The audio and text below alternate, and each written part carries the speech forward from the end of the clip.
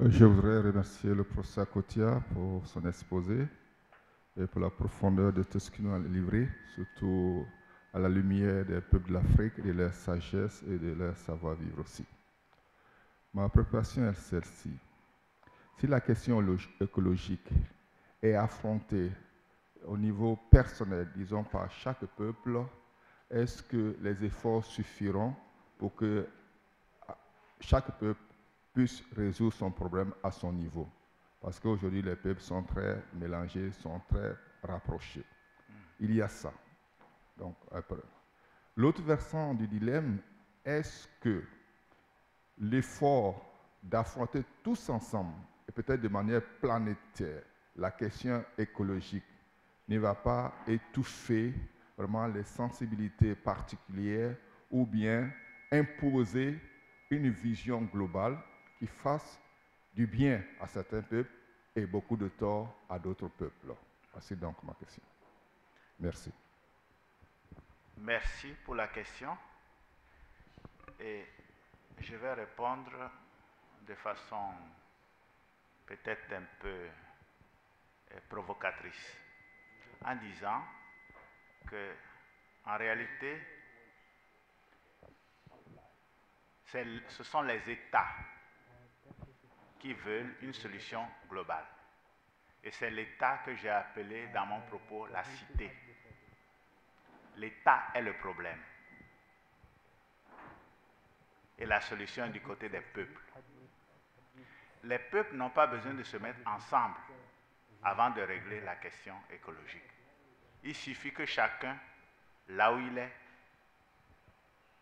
vive selon ses traditions et mette en œuvre ses propres traditions pour que la terre se trouve bien. En d'autres termes, ce sont les États, en globalisant le problème et en globalisant les solutions, qui créent le problème. Voilà. Parce que les États se comportent comme,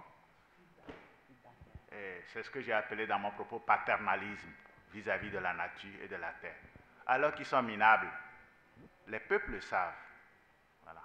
Tous les efforts, les grands rassemblements pour régler les questions écologiques, en réalité, amusent la terre. Je ne veux pas dire que ça m'amuse moi, mais ça amuse la terre.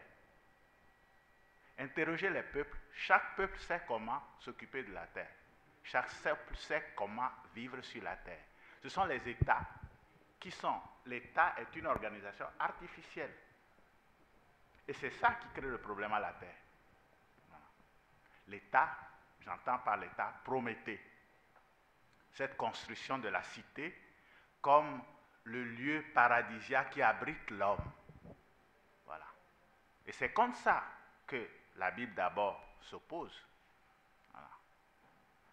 C'est comme ça d'abord que la Bible s'oppose. Donc c'est cette question, c'est l'État qui est global. Ce sont les États qui cherchent des solutions pour la globalité, alors qu'ils sont le problème. C'est ça même le problème. J'ai essayé de le dire en posant la question de la... Je ne crois même pas à la question écologique comme problème, parce qu'il s'agit en réalité de subjuguer de plus encore la nature. Le développement durable n'est pas une solution. C'est la création de nouveaux problèmes à la nature. Merci.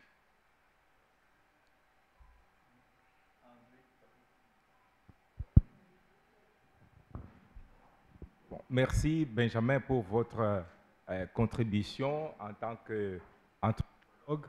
Bon, moi j'ai deux questions ou deux observations. D'abord, dans la troisième partie de votre exposé, vous avez dit la nature n'a pas de problème. Oui. Vous avez même insisté sur ça. Est-ce que, bon, toujours dans la logique de votre texte, il n'y a pas là une contradiction? Parce que vous avez montré que la nature a deux faces. Donc, il y a aussi une face dangereuse. Et alors, comment vous terminez en disant que la nature n'a pas de problème? C'est là aussi une face dangereuse. Donc, ça, c'est question-observation. Et puis, deuxièmement, je me pose toujours des questions sur les contributions. Quand on parle des contributions africaines aux problèmes écologiques,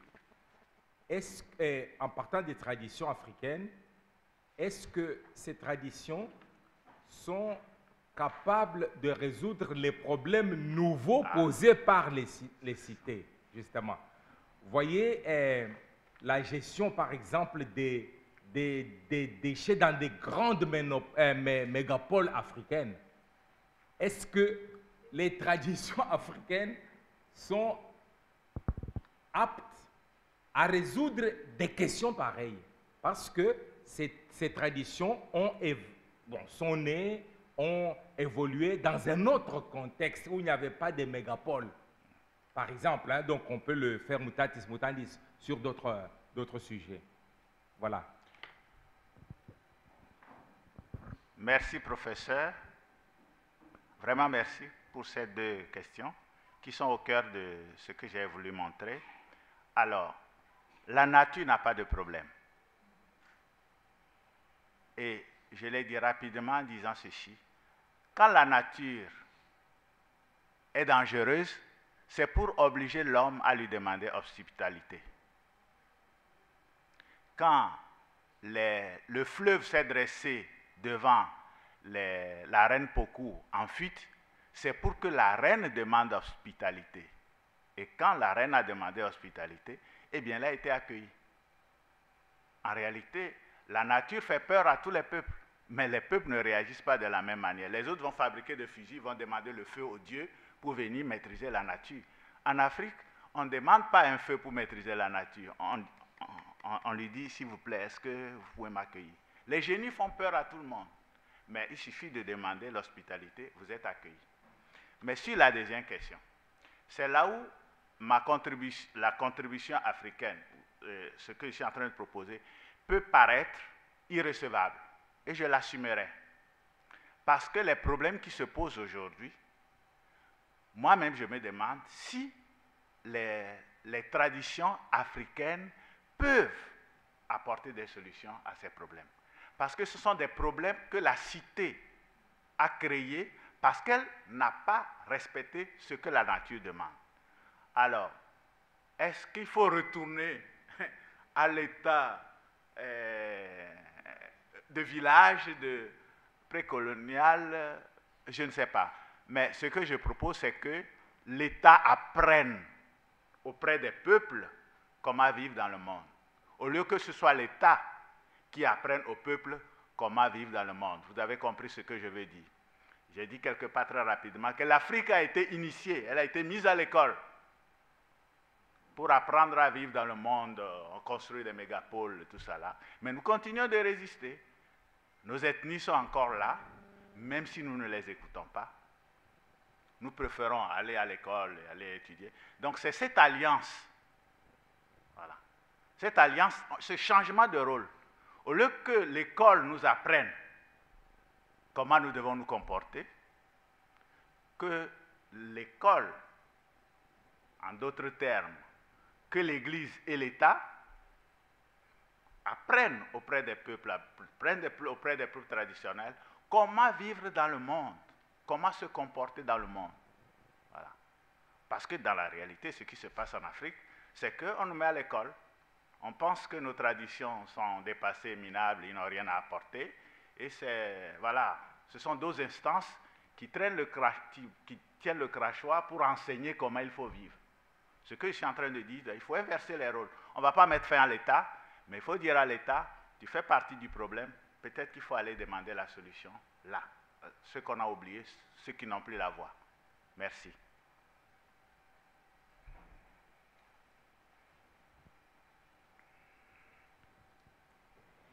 Merci, professeur, pour votre conférence. J'ai beaucoup aimé ce que vous avez dit concernant l'ancêtre comme un terme utilisé pour indiquer l'hospitalité. Et justement, vous avez pensé que l'hospitalité serait la grande leçon que l'Afrique donnerait au débat écologique. Oui, c'est vrai, mais je me pose une question concernant le lien entre ancêtres, territoire habité et hospitalité.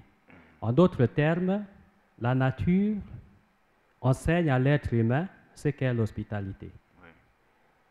Mais le problème en Afrique aussi est que le territoire habité, c'est-à-dire le territoire étranger habité, devient aussi source de conflits. C'est-à-dire, ça devient un blocage contre l'hospitalité, où on voit des peuples, des ethnies différentes qui se mettent en guerre, justement parce qu'une autre ethnie veut occuper le territoire occupé, qui est plutôt une terre d'hospitalité. Alors, d'après vous, quelle serait en fait la source de ce problème? Est-ce que c'est l'Africain qui n'apprend pas de la nature, ou bien ce problème se pose à un autre niveau? Merci. Merci beaucoup. Merci encore pour ces questions. J'ai raccourci mon test pour la conférence pour tenir dans le temps. Il y a tout un paragraphe sur cette question. En réalité, chaque fois qu'il y a conflit en Afrique, allez-y voir, c'est que quelqu'un a refusé l'hospitalité. Parce qu'on ne l'a pas reconnu comme propriétaire. En Afrique, vous pouvez fouiller partout. Vous allez partout, vous trouverez des gens qui disent « c'est nous qui avons accueilli des gens » et vous trouverez des gens qui vous diront « nous avons été accueillis ».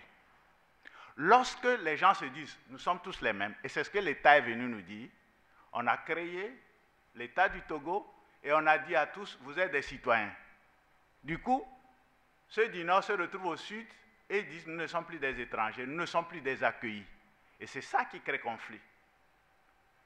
Les conflits ethniques que l'Afrique a connus depuis les indépendances ou depuis la création des États, si vous les observez tous, ils sont tous de cette manière. C'est le conflit avec le nouveau concept de la citoyenneté, qui ne différencie plus l'accueilli de l'accueillant.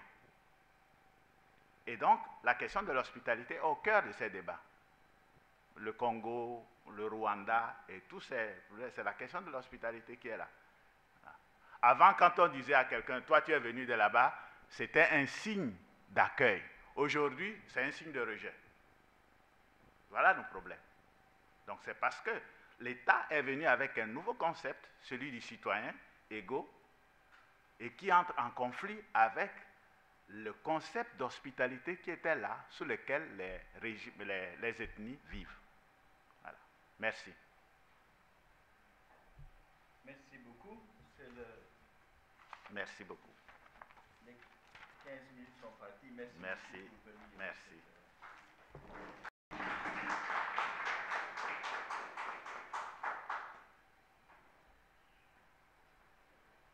We will listen just now to the paper of Jean, je ne sais pas comment on prononce le nom, Koulougna, hein, du Maroc. Production et rapport à la terre. Réflexion sur le double défi économique et écologique en Afrique.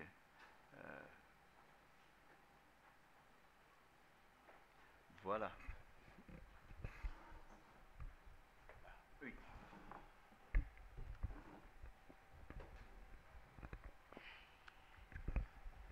J'ai combien de minutes? 20 minutes. D'accord.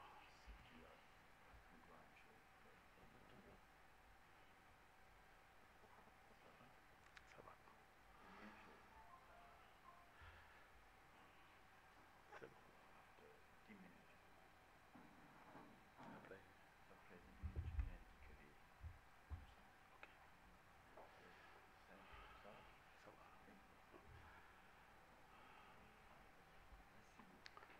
Ok, bonsoir à tout le monde. Tout d'abord, c'est ma toute première participation à un congrès de la PK. Je voudrais remercier les responsables de cette organisation d'avoir accepté que je puisse en faire partie, même si je ne suis pas catholique au sens confessionnel du terme, mais nous confessons tous l'Église catholique, une et catholique, c'est ça, non? Voilà, de ce point de vue, je me sens tout à fait bien à la maison, même si je suis protestant. La deuxième chose, c'est que j'ai un tout début de grippe je risque d'être interrompu de temps en temps par la toux ou je ne sais pas quoi. Je vous prie de m'en excuser d'avance. Alors, production et rapport à la terre, Genèse 1, verset 28. Je préfère qu'on prenne versets 26, 27 et 28 ensemble.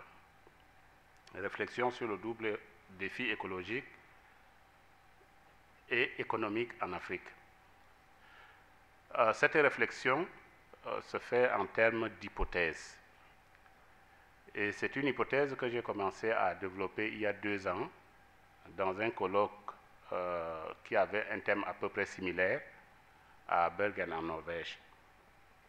Donc j'ai essayé d'approfondir la réflexion. Face à l'impératif et à l'urgence des questions environnementales soulevées par le réchauffement climatique et la destruction de la couche d'ozone, dont l'activité humaine est l'une des causes principales, le passage de Genèse 1, versets 26 à 28, constitue un défi herméneutique majeur. L'interprétation de ce passage oscille globalement entre, d'une part, une orientation fondamentaliste et climato-sceptique, et d'autre part, une orientation éco-théologique qui inscrit les récits de la création dans les luttes contemporaines en faveur de l'environnement et du climat. Entre nécessité économique pour nourrir une population humaine toujours plus nombreuse et urgence de protection de l'environnement pour la survie de cette humanité et de l'ensemble du vivant, le débat a souvent vite fait de tourner en dialogue de sourds et en confrontation. L'une et l'autre option ont leurs élateurs respectifs et leurs excès. L'utilisation des textes bibliques, en particulier ceux de Genèse sur la création, suit la même tension, notamment lorsque ces textes sont convoqués pour répondre de façon normative à ces questions d'ordre éthique. À vouloir utiliser ces textes pour aborder la question de façon frontale, on peut arriver soit à leur faire dire une chose et son contraire, dans un imbroglio permanent, soit à fabriquer des compromis artificiels pour créer une éthique dogmatique, elle-même artificielle. La présente contribution se propose de changer un peu de méthode d'approche. Plutôt que d'essayer de les convoquer de façon normative, l'article suggère une démarche historique. Celle-ci consiste à commencer par le constat de la violence du vocabulaire de Genèse 1, versets 26 à 28, puis à replacer ce vocabulaire dans le contexte exilique et post-exilique auquel il appartient. Cela permettrait, me semble-t-il, de comprendre que le problème de domination de la Terre reflète une situation de tension politique aiguë, d'expliquer l'enjeu sur le plan narratif, de placer le récit yaviste après le sacerdotal et d'esquisser des réflexions éthiques qui tiennent compte de ces données. Ma réflexion va s'articuler sur 3 points. Le premier va essayer de faire quelques observations d'ordre exégétique en prêtant une attention particulière aux questions philologiques ainsi qu'à leur mise en perspective historique et intertextuelle avec le psaume 8, mais ici, comme je n'ai pas beaucoup de temps, je vais laisser pour le moment le psaume 8 de côté, mais puisque vous avez le texte complet sous les yeux, vous pourrez voir le reste du détail là-bas. Ensuite, nous essayerons de faire un rapprochement avec le récit yaviste de Genèse 2. Enfin, quelques réflexions éthiques sur la responsabilité du continent africain en matière de gestion environnementale avec un accent sur la tension entre les besoins économiques et les exigences écologiques. Je nous propose de lire quand même le texte de Genèse 1, versets 26 à 28. Je lis dans la version Taube, la traduction œcuménique de la Bible, qui dit ceci. Dieu dit enfin, faisons l'être humain, qu'il soit comme une image de nous, une image vraiment ressemblante. Qu'il soit maître des poissons dans la mer, des oiseaux dans les cieux et sur la terre, des gros animaux et des petites bêtes qui vont et viennent au ras du sol. Dieu créa l'être humain comme une image de lui-même. Il le créa à l'image de Dieu. Il les créa hommes et femmes. Puis il les bénit en leur disant, « Ayez des enfants, devenez nombreux, peuplez toute la terre et dominez-la. Soyez les maîtres des poissons dans la mer, des oiseaux dans les cieux et de tous les animaux qui vont et viennent sur la terre. » J'ai choisi cette version de la traduction œcuménique parce que nous sommes dans une assemblée qui est devenue œcuménique par la présence de quelques protestants. Mais la traduction Louis II, que les protestants préfèrent, exprime beaucoup mieux ce que j'ai appelé la violence du vocabulaire. Au lieu de dire soyez maîtres, le texte de Louis II dit dominez et assujettissez. Voilà. J'aimerais souligner deux choses. La première, c'est que cette domination repose sur l'image de Dieu. L'homme doit dominer la terre et les animaux parce qu'il est à l'image de Dieu. La deuxième chose, c'est que ce pouvoir de domination est perçu comme une bénédiction. Dieu les bénit et dit, soyez féconds et dominez. On a l'impression d'avoir un pouvoir absolu, fondé sur l'argument selon lequel l'homme est à l'image de Dieu. Et les verbes utilisés pour dominer et pour assujettir, c'est kavash et rada, deux verbes violents qui, lorsque vous parcourez la Bible hébraïque, sont habituellement utilisés en contexte de violence, notamment de guerre et de conquête. C'est des verbes qui reflètent, me semble-t-il, un contexte historique doublement tendu dans le récit sacerdotal de Genèse 1. Le premier contexte, c'est celui des expériences politiques rudes de l'exil babylonien. La théorie documentaire nous a appris que le texte de Genèse 1 appartient à la tradition sacerdotale et Genèse 2 à la tradition yaviste. Et donc, Genèse 1, comme appartenant à cette tradition sacerdotale, s'inscrit un peu dans cette histoire de l'exil babylonien, puis de la domination perse qui va suivre. Dominer et assujettir, c'est ce qu'ont fait successivement les Assyriens, les Égyptiens, les Babyloniens, et plus tard les Perses et les Grecs et les Romains.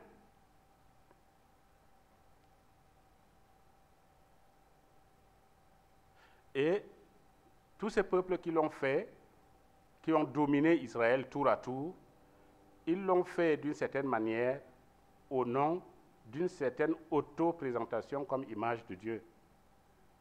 C'est pour ça que lorsque vous voyez les données iconographiques, on va voir partout les souverains de ces peuples-là, ils vont se faire de grandes statues pour montrer un peu qu'ils sont partout, qu'ils sont un peu des dieux à leur façon. Ça, c'est la première situation. La deuxième, qui est née de la première, c'est une situation conflictuelle entre les exilés, les Béné Hagola, et ceux qui sont restés dans le pays et qu'on a appelés les Béné Haaretz. Toutes les élites de Juda n'ont pas été déportées à Babylone comme on a souvent tendance à le croire. Pas même toute l'élite royale. Une petite partie est restée et une autre a pu émerger. Et cela crée une tension entre, d'une part, les déportés qui continuent à entretenir l'illusion d'être les seules élites de Juda et qui rêvent de rentrer au pays pour prendre le pouvoir non seulement sur la terre, mais sur ceux qui habitent cette terre, c'est-à-dire ceux qui sont restés et qui ne sont pas allés en exil. Et d'autre part, la nouvelle élite qui a émergé après le départ à l'exil des autres. Parce qu'une fois le choc passé, il faut se dire que la partie de l'élite qui n'a pas été déportée a pu émerger, et même les pauvres ont pu d'une certaine façon bénéficier de la redistribution des terres des riches propriétaires qui sont partis. Et donc, une nouvelle élite a pris la place, et ceux qui sont partis continuent à avoir l'illusion qu'ils sont la seule élite. Donc, il n'est pas impossible que la discussion sur l'attitude vis-à-vis des femmes étrangères défendue par le livre de Néhémie et de Ruth dise quelque chose de cette tension. Ceux qui sont en exil sont représentés par le livre de Néhémie, qui ne veulent rien entendre de prendre des femmes étrangères et tout. Et le livre de Ruth semble répondre un peu de façon cinglante en disant « mais l'histoire d'Israël et de Juda ne se fait pas sans les femmes étrangères ». Et Ruth en est un exemple. Donc, la famille de Naomi est partie en exil, enfin, pas cet exil babylonien, mais en tout cas, ils se sont exilés pour d'autres raisons. Et pendant qu'ils sont partis, voilà, leur terre fait l'objet de rachat. C'est pour ça que quand Naomi revient, elle revient avec Ruth la Moabite. Et il y a toute cette opération de rachat. Ça reflète un peu cette situation entre les exilés de Babylone et ceux qui ne sont pas partis. Donc les exilés, frustrés d'avoir perdu leurs avantages, envisagent de domestiquer la terre et ses composants, c'est-à-dire les animaux aquatiques, les animaux terrestres, les volatiles, en important une approche apprise à l'étranger, une économie de production contre une économie de subsistance. Dominer et assujettir la terre, c'est aussi dans ce contexte de prendre massivement possession de ses ressources envers et contre tout. C'est une situation politiquement explosive et franchement pas écologique. Ça, c'est la première chose que je remarque. La deuxième, c'est d'un point de vue rédactionnel. J'ai l'impression que le monsieur, en supposant que c'est un monsieur, hein, le monsieur qui a composé le livre de Genèse a deux récits. Il a ce récit qui vient de la tradition sacerdotale, mais il a aussi à disposition un autre récit, celui que nous trouvons dans Genèse 2 et qui est habituellement attribué à la tradition yaviste. Et donc, le rédacteur de Genèse va essayer, pour répondre à la violence du texte de Genèse 1, proposer l'alternative du texte de Genèse 2, même s'il est plus ancien. Alors, il est plus ancien, mais il est placé en seconde position, me semble-t-il, un peu pour cette raison-là. Et donc, la rédaction finale, en plaçant le récit sacerdotal en tête de l'histoire de la création, semble viser deux buts. Le premier, c'est d'un point de vue liturgique, de justifier le sabbat. Nous le savons tous. Il faut observer le repos du 7e jour parce que Dieu lui-même l'a fait ainsi. Le deuxième but, c'est au sujet du rapport justement de l'homme à la terre, de réduire les ardeurs du texte sacerdotal et des exilés pour privilégier une production en harmonie avec la terre. Et en faisant ça, il va souligner l'identité de l'homme avec la terre. Dans Genèse 2, nous lisons que Dieu a façonné l'homme, Dieu façonna l'homme poussière de la terre. Beaucoup de nos traductions disent à partir de la poussière de la terre. Ce n'est pas tout à fait la bonne traduction. Donc, le deuxième récit identifie l'homme à cette terre-là. Donc l'homme n'est pas au-dessus des animaux. D'ailleurs, le verbe pour façonner l'homme, c'est le même qui a été utilisé pour les animaux. Donc plutôt que de les dominer, l'homme doit les nommer, ou si vous voulez, les appeler, puisque c'est le même verbe. La deuxième chose qu'il souligne, c'est que l'homme est placé dans le jardin pour le cultiver et le garder. Il faut noter que le verbe pour cultiver, c'est aussi le verbe pour servir.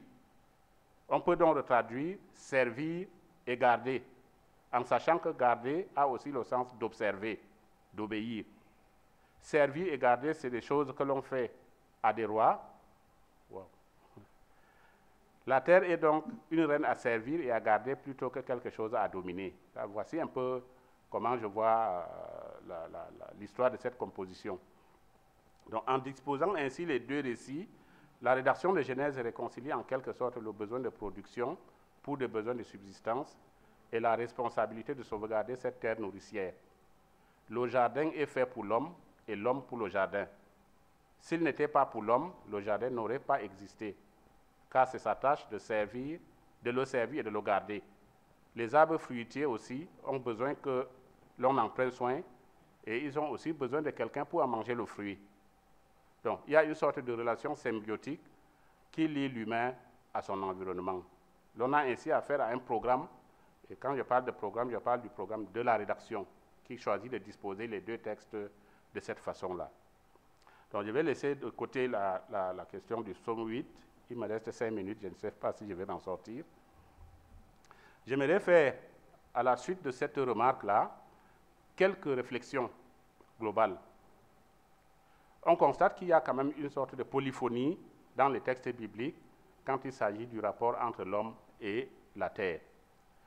Je vais faire 3 observations ou 3 réflexions. La première, c'est que faire de la terre son paradis ne concerne pas seulement la question de subsistance, elle concerne aussi celle du rapport à Dieu. Plusieurs images ont été employées pour exprimer ce double rapport, par exemple celle de la terre comme mère, ou Dieu étant le Père, ou celle de la terre comme sœur, ainsi de suite.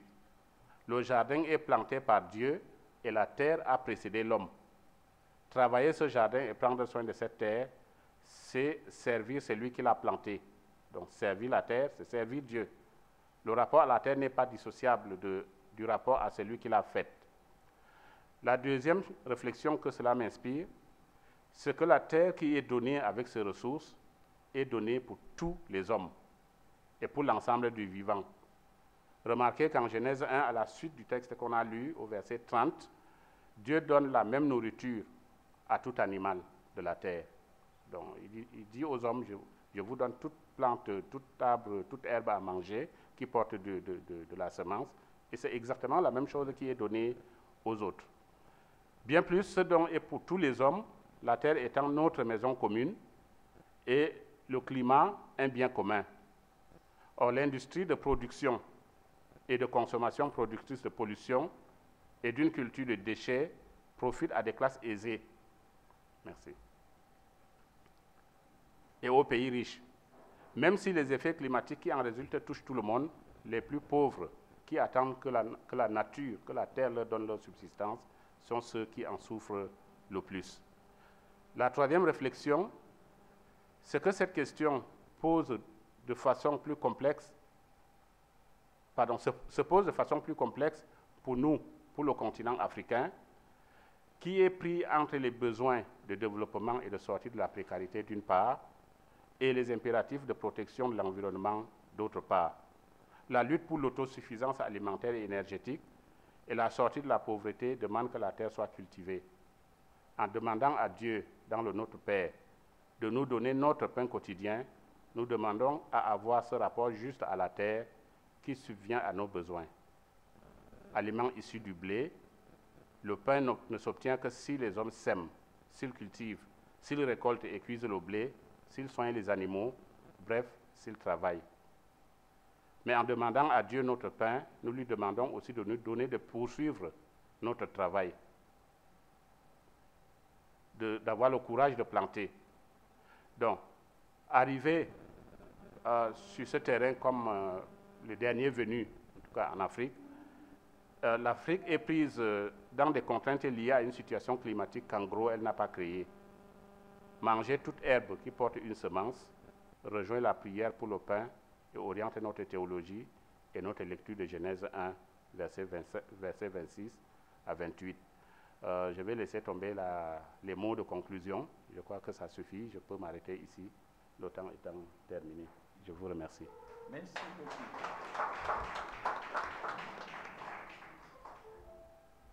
Merci beaucoup. On a 20 minutes pour les questions. 20 minutes for questions. Oh yeah. Les répondants.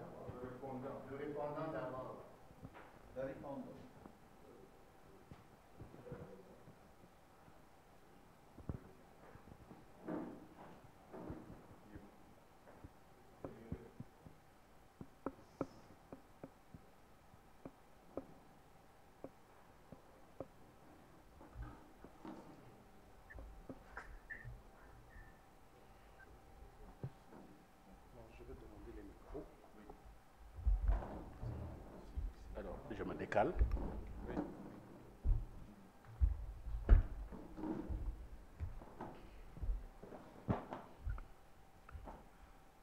Bonsoir à tous. Alors, je vais aller à l'essentiel. Vous avez eu le texte, vous avez lu, vous avez entendu la communication. J'ai trouvé l'apport du pasteur Jean Koulagna intéressant. Il nous montre la difficulté d'interprétation de Genèse 1, 26, 28. Et il propose justement de résoudre le problème de la tension que suscite non seulement ce texte par rapport à notre contexte écologique, mais aussi la relation entre ce texte et puis le deuxième texte, dit Yaviste, par la médiation du psaume 8. La question qu'il soulève, et j'essaie d'être au plus près de son texte, quelle herméneutique pour une lecture africaine de la Bible, confrontée justement à cette tension qui a été évoquée.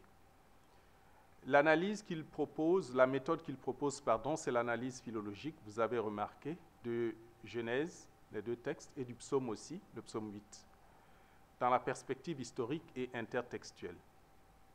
Sa thèse, c'est que l'humain se comporte comme un Dieu, c'est-à-dire à l'image de Dieu, et donc usant de pouvoir sur la nature, comme s'il était un Dieu.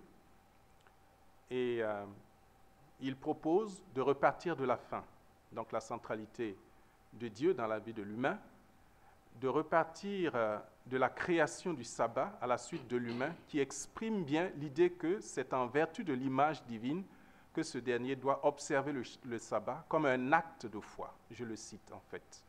Donc s'arrêter et regarder est une démarche qui peut permettre à une personne de reconnaître Dieu au commencement et au centre de sa vie. Et cela l'amène à proposer le principe de la destination universelle des biens de la terre, parce que les ressources se sont données à toutes les créatures, et d'où l'appel à restaurer une relation saine entre les humains et entre tous les habitants de la terre. Alors, le problème du dilemme de l'Afrique face au respect de l'environnement d'une part et l'impératif du développement d'autre part, est abordé par le conférencier du point de vue de lutter contre les rapaces de la terre. Il y a des rapaces, il y a des puissances qui viennent prendre nos terres. Bon, il compare ça un peu aux exilés et aux populations restées dans la terre. Mais je passe. Alors, je voudrais faire quelques remarques rapides. Du point de vue exégétique, je trouve que, par exemple, le livre de Josué confirme bien ce qu'il propose, parce que les termes clés qu'il analyse se retrouvent dans le livre de Josué, et c'est vraiment un contexte de guerre.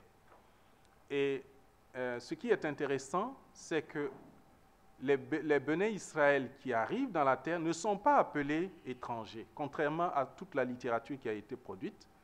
Le terme guerre est très étranger au livre de Josué. On n'appelle pas les Béné Israël des étrangers.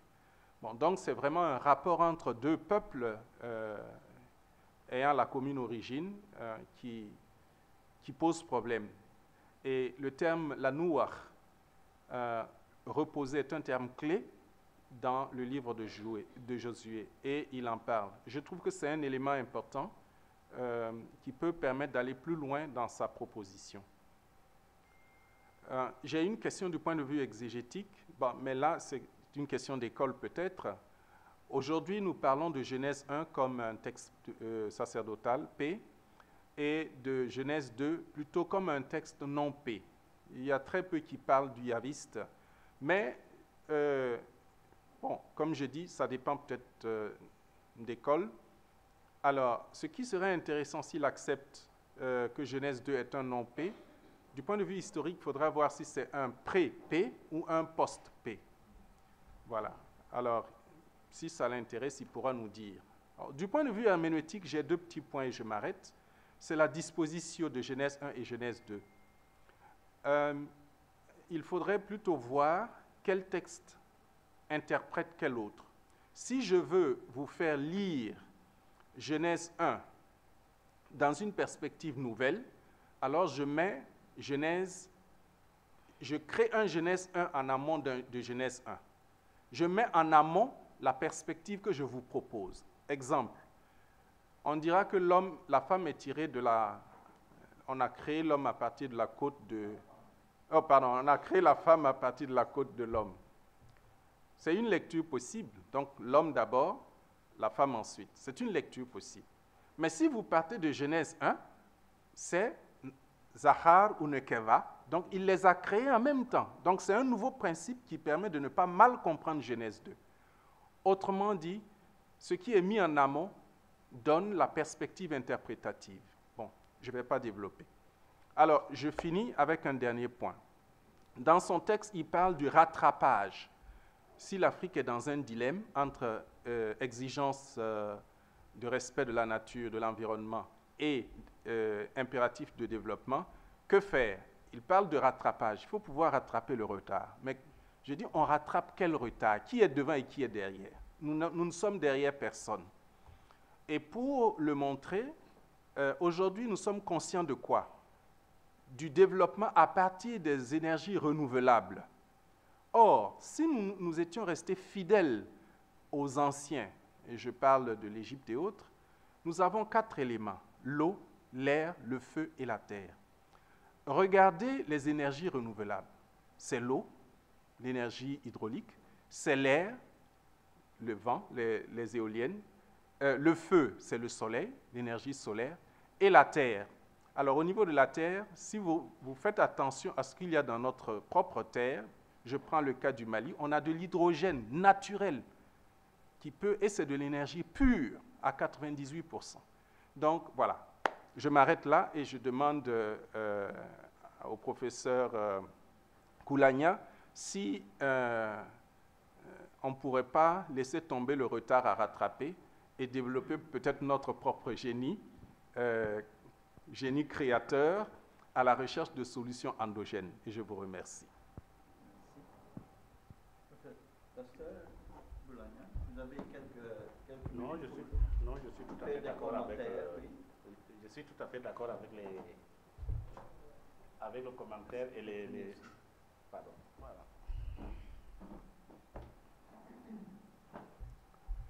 Donc, je suis tout à fait d'accord avec les commentaires du Père Béré et avec les suggestions. Je crois que j'ai dit tout à l'entrée de mon propos que mon analyse a pour le moment valeur d'hypothèse. Ça veut dire que ça demande encore beaucoup de travail, beaucoup d'affinement, beaucoup de choses. Je crois que c'est bon. Voilà. Le temps est passé. On remercie le pasteur Boulagna. Merci.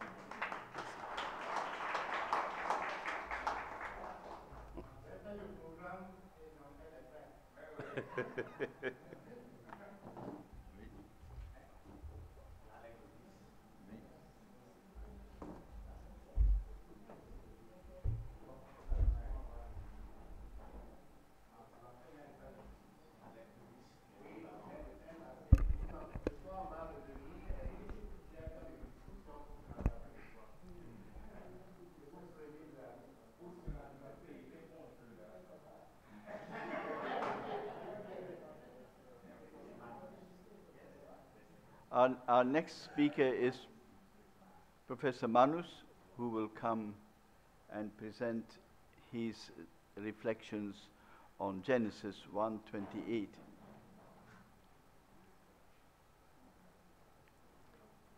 We do not need any long introductions. He is very well known among us. So.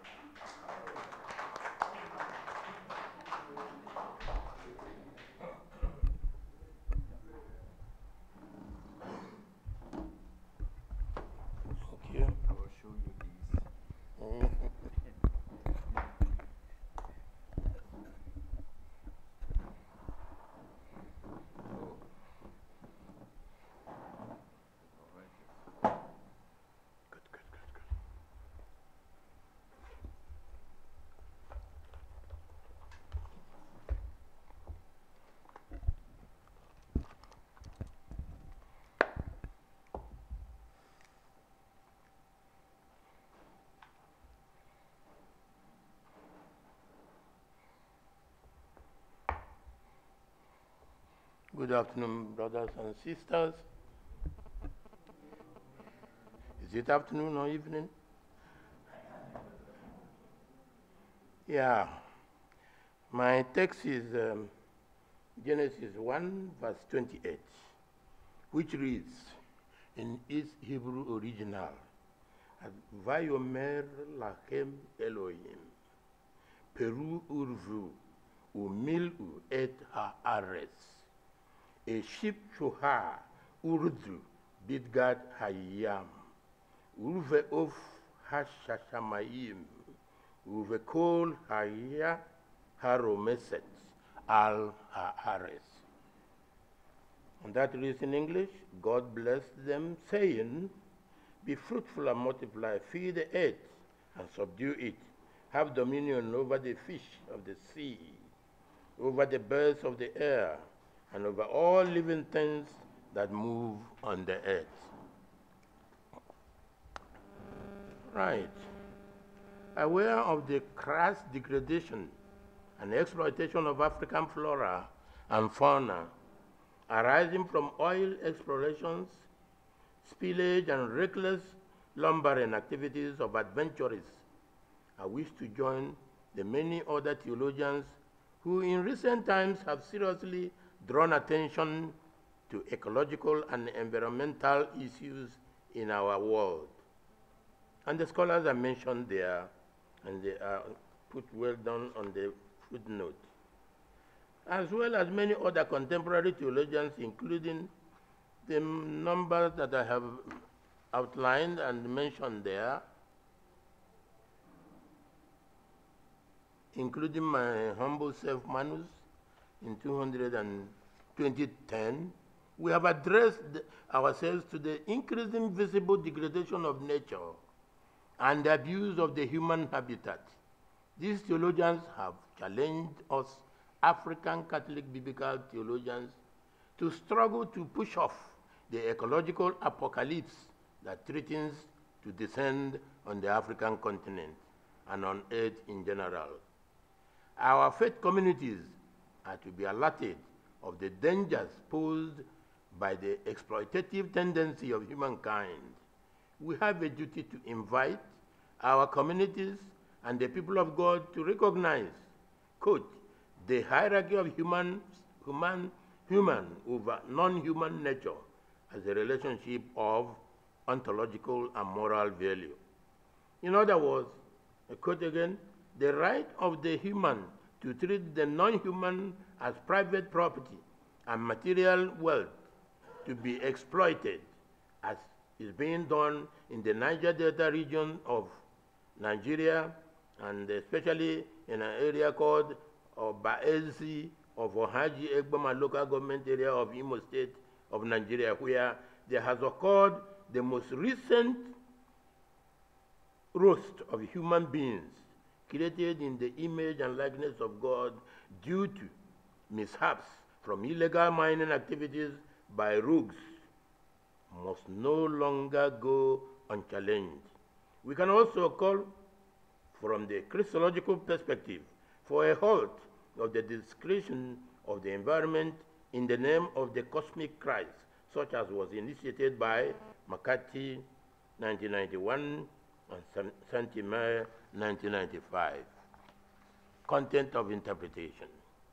Despite wide world efforts to checkmate the effects of climate change here in Africa, the sin of senseless destruction of the natural world continues unabatedly to be committed. This is largely due to the fact that our generation possesses a nonchalant attitude towards environmental health. In short, there is no serious action plan by environmental activists, NGOs, and some natural scientists against the predictions of an ecological doomsday. The environmental degradation and the pollution of the flora and fauna of, for example, a place in Nigeria, Owaza in Abia State, telecast on the Nigerian Television Authority Network by 9 o'clock a.m. on 27th February 2009 was indeed a tip of the iceberg. The pollution of a river in Benue State of Nigeria with cyanide by a cassava processing company is outrageous. How about the ecological degradation in the Niger Delta of South Nigeria? Years of neglect of the environment of the oil-producing areas of Africa has left those regions of Africa threatened by environmental hazards. The case of Ogoniland in southern Nigeria is paramount. The Ogoni cleanup campaign is initiated as a concerned call on the federal government of Nigeria, the oil and gas industries, and the surrounding communities to embark on a comprehensive cleanup of the region and to take a coordinated action to eradicate all forms of illegal oil bunkering, crude oil theft, and artisanal refining of stolen crude oil that cause widespread oil contamination of Ogoniland. Could the region's poverty and environmental pollution not explain why the youth and some other bandits or pundits there have become so restive? Do we have to pretend ignorance that what is happening in the region cannot be likened to the novelist's dictum, water, water everywhere, but not any drop to drink? Most African forest ecosystems are suffering constant degradation and destruction, resulting in the extinction of rare species of trees, animals, and medicinal plants. Places of natural beauty like the Obudu Cattle Range in Cross River State of Nigeria, the Lake Victoria waterfalls in Livingstone, Zambia, one of the world's largest waterfalls, are now destabilized. The Lake Nakuru Wildlife Resort in Nakuru County and the Masai Mara in Narok, both in Kenya, as well as the Serengeti National Park that hosts the second largest terrestrial mammals in the world, in fact, recognized as the 7 wonders of Africa, have become recklessly despoiled. Explorations and degradation of these productive ecosystems which God has given Africa are denying Africans of the chance to enjoy a healthy biosphere. Do we talk of industrial emissions and agricultural pollutants dumped into our soil by way of chemical fertilizers that have continued to poison the free air our people breathe, with the hazardous consequences of the depletion of the ozone layer that triggers global warming? My research beams its searchlight on the flaring of gas from the Nigerian oil wells and on the constant pipelines vandalizations and the illegal oil bunkering all over the south-south regions of Nigeria. For example, the recent inferno that engulfed an illegal refinery site led to the death of over 100 persons engaged in crude oil theft in Obaze town in Ohaji Egbema local government area of Imo State in southern Nigeria. The leakage of toxic gas caused environmental havoc and inestimable hazards to other surrounding Nigerian populations. The channeling of wastewater into rural streams and rivers, and the constant blockage of gutters and sewage systems in our urban areas with polythene or plastic bags, alias nylon in Nigeria, provide mosquito breeding grounds. So much so that the government's program, Roll Back Malaria, are definitely neutralized. Indiscriminate increase in the population of people due to migration to Africa's major cities has become so alarming. The volume of vehicular traffic, jams, and the level of the emissions of carbon monoxide have resulted in the spread of diseases like lung cancer, asthma, chronic bronchial infections, and cardiac disorders. In Africa alone, the tropical forest, the size of Senegal, is being destroyed each year. How about what the churches are saying. At the 1972 UN conference at Stockholm, Sweden, the WCC Commission of the Churches in International Affairs challenged Christian faithful and their churches to recognize the magnitude of the environmental problem and its catastrophic consequences for the oikumene. As people of faith, we are not challenged by the consequences of climate change in our world today. Earth-friendly church people and their theologians have initiated and conducted many seminars on these matters. But this being the context of interpretation, I would like to go to the exegetical part of my text. The structure of Genesis 1 is found within Genesis 1, 24, 31. The text under study literally belongs to Genesis 1, 24 to 31, a text that draws our attention to the narration of the creation of terrestrial creatures, human beings, and God's satisfaction and joy with his creation. Following on that, you look at verses 27 to 28. In this unit, stress is laid on God's creation of humankind as male and female persons. That is, the human race as a whole. He endows and blesses humankind with reproductive capacity so that he does not have to come down regularly to create persons. Procreation is therefore conferred as divine gift, and by that means, humankind is charged with the responsibility of multiplying to feed the earth. I recognize before me that I have here a 6th century BC text, that which followed the Babylonian exile. According to John J. Collins, quote, the editor who placed this account at the beginning of Genesis presupposed the Yahweh's creation account found in Genesis 2 to 3. The priestly account is not the whole story. It is created to supplement the Yahweh's account to forestall a negative interpretation of the human situation which could be derived from Genesis 3.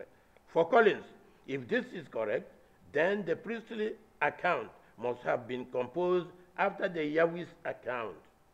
The notion that the earth was waste and void before Yahweh created it seems to have been current among the members of the faith community of the Jewish or Hebrew people before it was incorporated in the priestly narrative. It seems to have relied on the Babylonian myth of the Enuma Elish in order to provide insight into a cosmic scenario that he portrays in a highly artistic creation. Creation comes into being when God imposes order on non-personal chaos as he sets light into being. I will not ignore verse 27 on the high point of the verse, as the high point of the verse is determined by the verb bara, to create. The verb is used in the Old Testament to connote divine activity. The creation of man and woman signified in the collective term Adam, humankind, is the climax of God's creation. It is noted that the priestly author attributes great dignity to human beings, both male and female. Apart from the above singular honor, humankind is enjoined to subdue the earth. Unfortunately, human sovereignty over creation has not always been a blessing, but often it has been one of abuse. The verb ship shuha, Carl imperative in the plural notation, second person, with the suffix be in its third person singular from kabash, to subdue, verse 28d, by no means implies a command or a permission to exploit or misuse and degrade nature.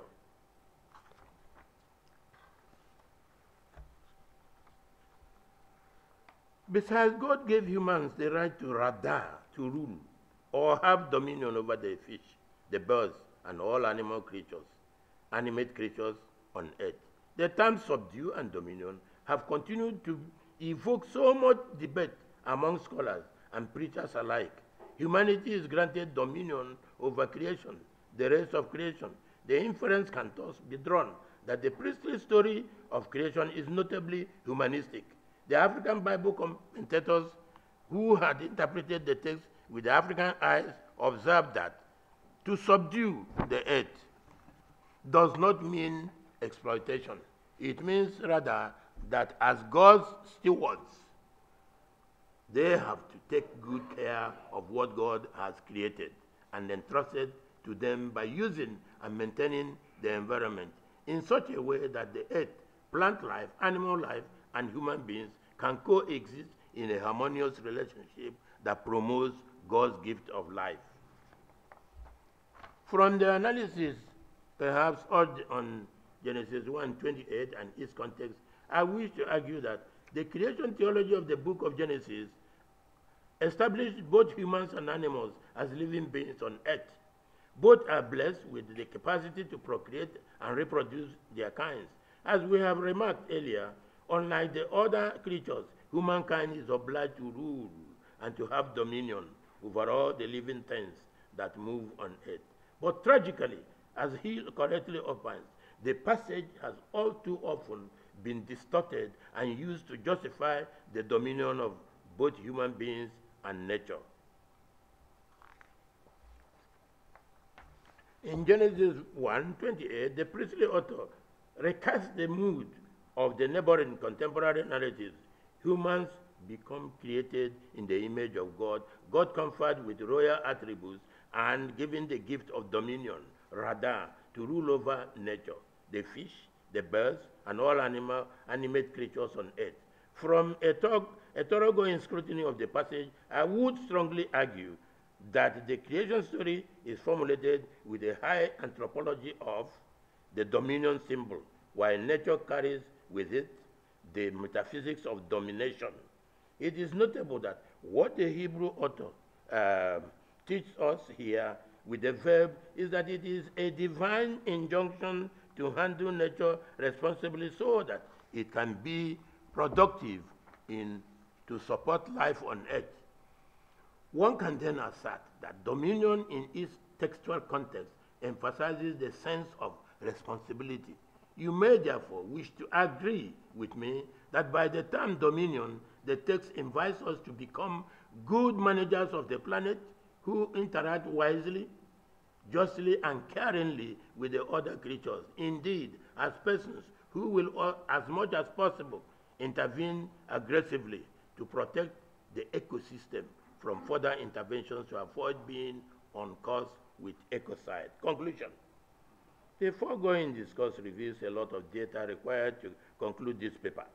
The one verse I have critically and exegetically attempted to examine, though with scanty literature available to me in my workplace, draws my attention to the fact that Genesis 1:28 does not yield any evidence to support the exploitation, abuse, and degradation of nature. Such human exploitative tendencies today would have been viewed by ancient Hebrews as insolences to God's benevolent commission. The ambition to gain mastery of nature was not considered a value in traditional Hebrew setting. In fact, nature was held as far beyond man's control, which on its own could sometimes even devastate and destroy mankind in its civilization. Today, it is a known fact that global warming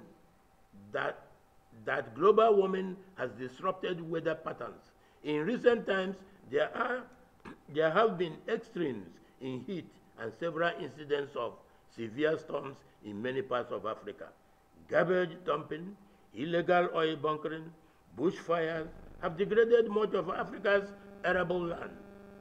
The constant flooding of our cities and rural villages and the menace of gully erosions remain cases in point.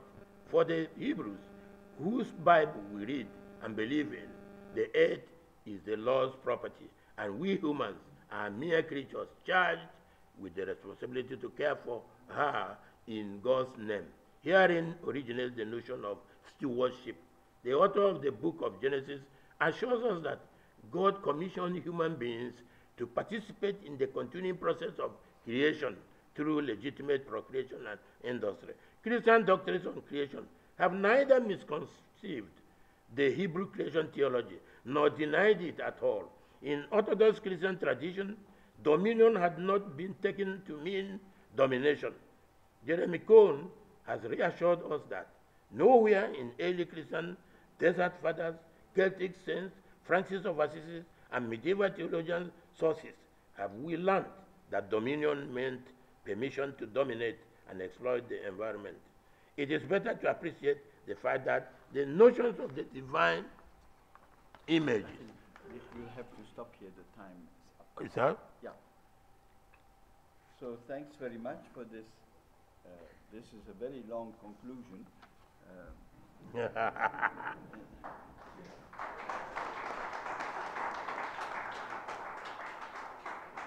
You can see the fruits of all this research are endless. So it's thanks very much. Who is going to respond to this?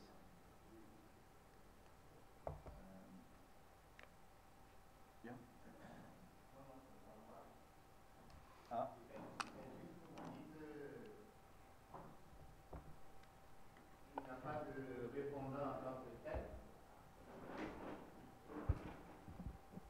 Parce que j'ai appris à la dernière minute que l'abbé Mondele ne venait pas. Alors, donc the floor is open for questions or for discussion. Okay? The floor is open.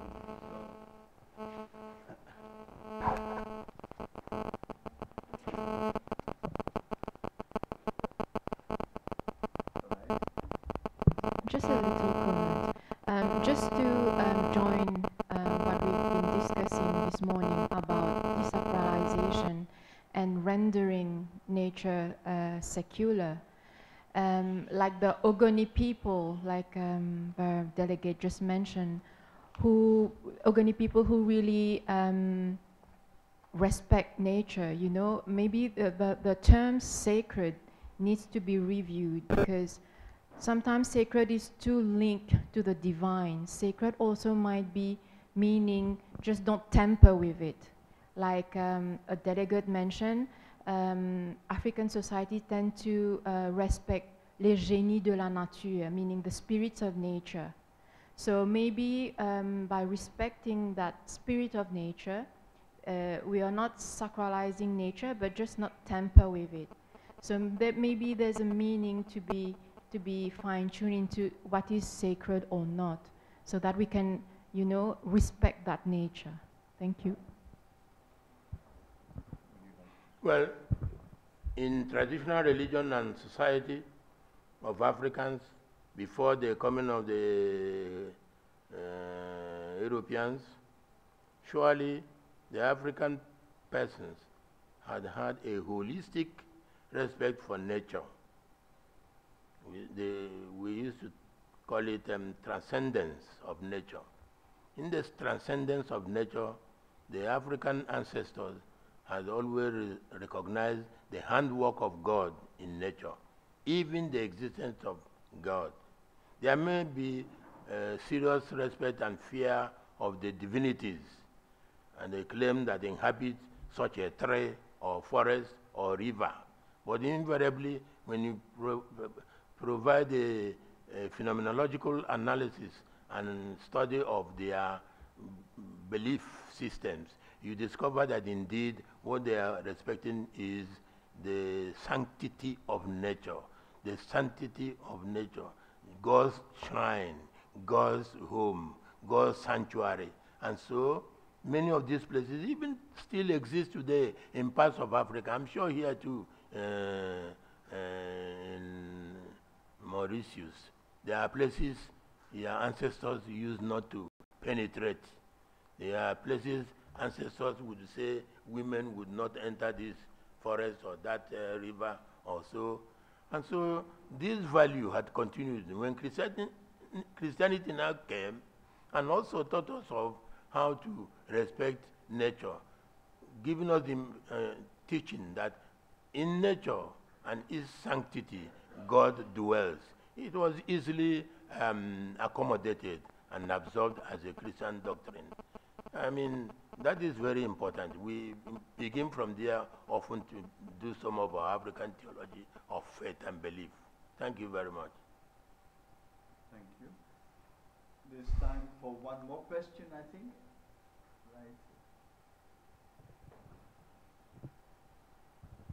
Right. Thank you, Prof, for the paper, and also for putting a lot of emphasis on the oil bunkering. I think I'm speaking because I live in the Niger Delta. I think the Ogoni issue has been overflogged because it is already being handled.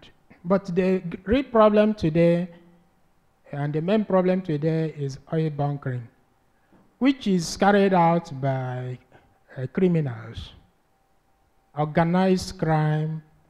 The problem is not so much, again, the oil companies, but now organized crime, where people open the pipelines, the oil wells to steal oil, and in the process pollute the environment. We suffered this for years, for many months, and the way out, I think that's the real challenge.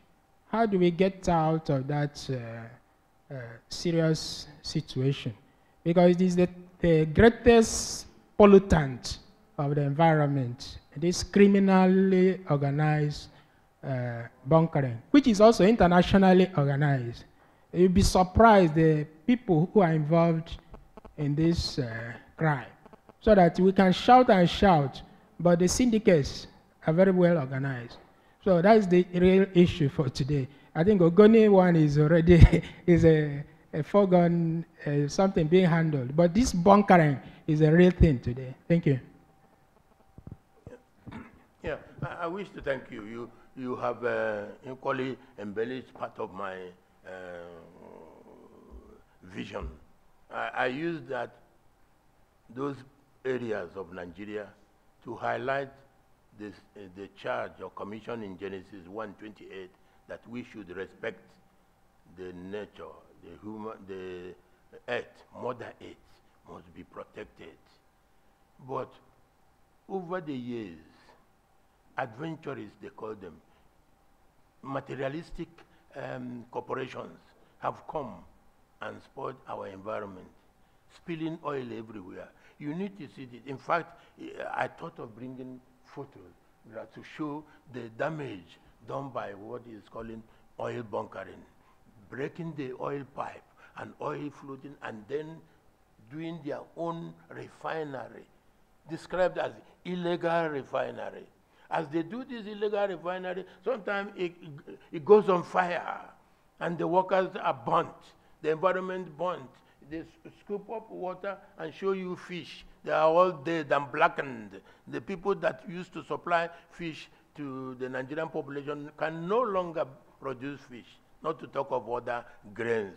Indeed, the environment is polluted so too in Angola, so too coming in Ghana. One day it may reach here because looking at the way oil floats, this island, surely there are some wonderful things under the earth of Mauritius. But you must be careful too to avoid bringing these people who, instead of being beach combers, they become beach pollutants and so on. True, the bunkering is internationally organized. Nigeria is said to have lost 1 billion barrels of oil in a couple of months, and reaching to about 300 billion US dollars lost to the government by these foreign conglomerates who put out big ships in the sea and use the small yachts and boats to bring the oil these people have broken and stolen from the pipelines and take to them. And Nigerian government will say, check oil theft. They are not able to check oil theft because some of them are involved, the so-called ministers. There is a minister called Timipri Silva. I blame him for most of the things happening in those parts of Nigeria. He is not careful, he is not. You bring the military, the navy, and station them to check this. They are there. If they give them big money, dollars, they let the bunkerers pass and go to that big ship in the high sea and pour oil for 1 week or two. The ship ship moves with 300 barrels away, snatching away big money from our country. But not only that they are taking the money of the nation out, but the environment has been degraded, saturated with pollutants from the ground, and they are not able to clean them. As you mentioned in my paper, Ogoni, one specific area, government and international organizations have forced them to clean up Ogoni land, and they are trying their best. But still, wishy-washy. But the oil is being mined in the North Sea oil in Scotland, and go there and see. It is clean and sparkling. But when they come, the same company, the Shell, what is that Italian one? Ajib. When they come to Nigeria or Africa, they do hanky-panky things and ruin our environment. So taking this story from Genesis, you say, what can we do? What I'm saying is, I called it a clarion call on theologians and biblical scholars to use the Bible lesson that we are not permitted to dominate, but to be responsible stewards. So we as theologians can talk from our own viewpoints, from our own angle, from the churches. We should make people, all those owners and supporters of the bunkerers are church members. They come to church and they bring big money and donate in the church, then we keep silent. Recently, NNPC, Nigeria Producing Oil Company, has said that. Yeah, I think. Thank you very much, Professor Manus. Thank you. And I'm sure all of you would like to keep discussing with him during our tea break now. Yes. Great, yes. It's a very sad thing, that one. Yeah. Everywhere. So if you have oil in your country, be careful.